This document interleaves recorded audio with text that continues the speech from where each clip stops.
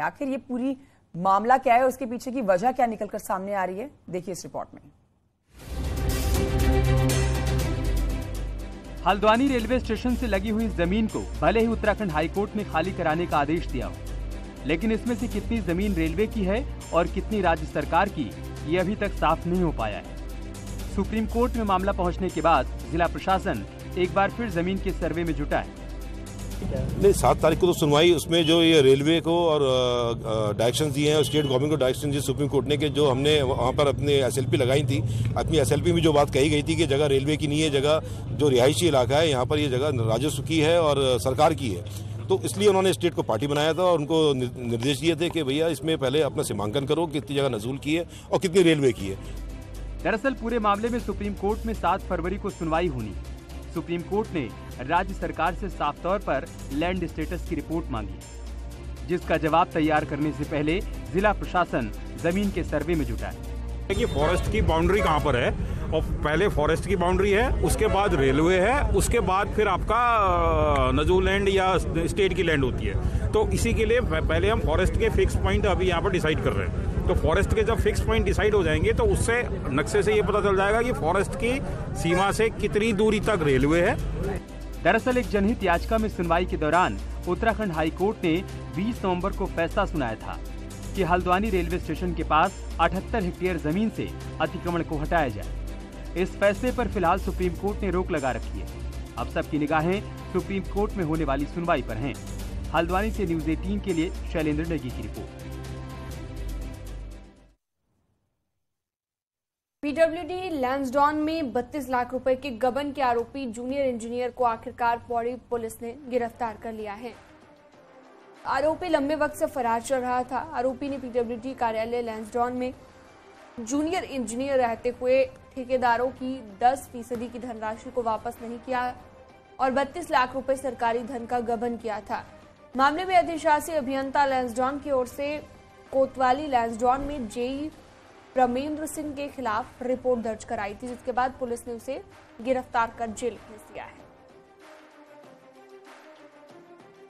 वहाँ का एक कनिष्ठ अभियंता था परमिंदर, उसकी संलिप्तता पता चली और लगभग 32 लाख रुपए जो ठेकेदारों के लगभग जो 10% डिपॉजिट अमाउंट होता है उसको इनके द्वारा अपने विभिन्न रिश्तेदारों के खातों में डलवाया गया था।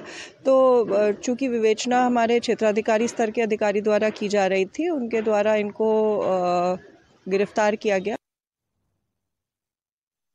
हवाई सेवा को लेकर पिथौरागढ़ के लोग एक बार फिर से खुद को ठगा हुआ सा महसूस कर रहे हैं।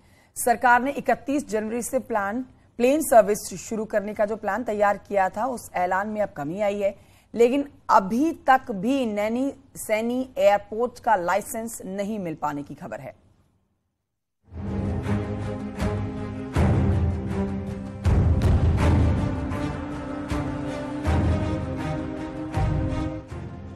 हवाई सफर का जैसा इंतजार पिथौरागढ़ के लोगों को करना पड़ा है। 2.5 दशक के लंबे इंतजार के बाद 2019 में पहली बार यहां से प्लेन सर्विस शुरू की गई थी। गाजियाबाद और देहरादून के लिए शुरू की गई प्लेन सर्विस ने साल भर में ही दम तोड़ दिया। तब से अब तक हवाई सफर के दावे तो कई हुए, मगर एक भी दावा हकीकत में नहीं बदला। बीते साल उड़ान के सपने को तब ज्यादा बल मिला जब केंद्रीय नागरिक उड्डयन मंत्री ज्योतिरादित्य सिंधिया ने फिक्स विंग कनेक्टिविटी शुरू करने का ऐलान किया था। लेकिन हैरानी की बात यह है कि निर्धारित समय तक एयरपोर्ट को हवाई सेवा का लाइसेंस तक नहीं मिल पाया है। 25 जून 2022 में हमारा लाइसेंस जो है समाप्त हो गया है एयरपोर्ट का, और उसके रिन्यूअल का प्रयास जारी है। उसमें कुछ ऑब्जेक्शंस आए थे डीजीसीए की तरफ से, तो उन ऑब्जेक्शंस का निवारण कर डीजीसीए को फाइल भेज दी गई है। तो एयरपोर्ट का लाइसेंस जैसे ही दोबारा निर्गत होता है उसके बाद ही हम हवाई सेवा को शुरू कर पाएंगे। नैनी सैनी एयरपोर्ट को बनाने में अब तक 70 करोड़ से ज्यादा की धनराशि खर्च हो गई है। बावजूद इसके यहाँ के लोगों के लिए ये एयरपोर्ट सफेद हाथी ही साबित हो रहा है। ऐसे में एक बार फिर तय समय पर हवाई सेवा शुरू नहीं हुई तो सियासत फिर गर्मा जाएगी। अगर उड़ाएंगे भी तो 2-4 महीने के लिए इलेक्शन से पहले हवाई जहाज उड़ेगा, जैसा कि इससे पूर्व वाले हवाई यात्रा हेरिटेज हवाई कंपनी के जहाज का हुआ था हाल, वैसा ही हस्र इस हवाई यात्रा का होगा। अगर पिथौरागढ़ की हवाई सेवा शुरू होती है तो इसका फायदा बॉर्डर जिले के साथ ही अल्मोड़ा, चंपावत और बागेश्वर को भी मिल सकता है। यही नहीं, चीन और नेपाल बॉर्डर पर तैनात सुरक्षा कर्मियों की आवाजाही भी काफी आसान हो जाती। कुमाऊं के चारों पहाड़ी जिलों के पर्यटन कारोबारों को भी चार चांद लगते, लेकिन एक बार फिर हवाई सेवा शुरू करने का वादा कोरा साबित हो गया है। न्यूज़ 18 के लिए पिथौरागढ़ से विजय वर्धन उप्रेती की रिपोर्ट।